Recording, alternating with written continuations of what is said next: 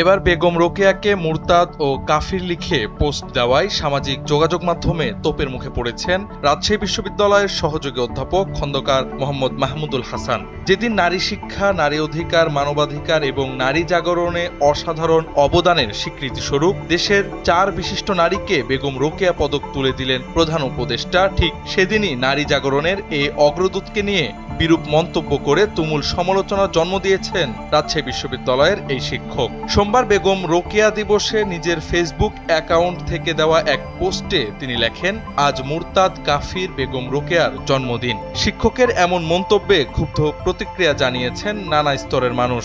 সামাজিক যোগাযোগ মাধ্যমে নিন্দা জানিয়েছেন অনেকেই।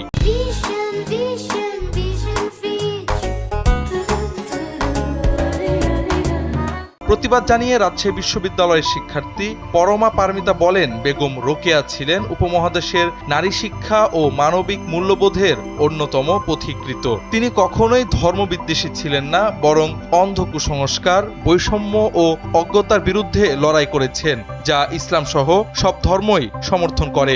এ বিষয়ে প্রশ্ন করলে সংবাদ মাধ্যমকে খন্দকার মাহমুদ বলেন, সাজিদ হাসান নামের একজনের পোস্ট শেয়ার করে ক্যাপশনে ওই কথাগুলো লিখেছেন তিনি। তার দাবি, ওই পোস্ট পড়ে মনে হয়েছে বেগম রোকেয়া ইসলাম বিদ্বেষী ছিলেন। সাজিদ হাসানের পোস্টের পুরো লেখাটা পড়লে বেগম রোকেয়ার সেই পরিচয় এসে যায়। এই বিষয়ে রাজশাহী বিশ্ববিদ্যালয়ের উপাচার্য অধ্যাপক ডক্টর সালেহ হাসান নকিব বলেন, এটি তার ব্যক্তিগত অভিমত, এটি অনেকের ভালো লাগবে না, এটা আমিও ব্যক্তিগতভাবে সমর্থন করি না।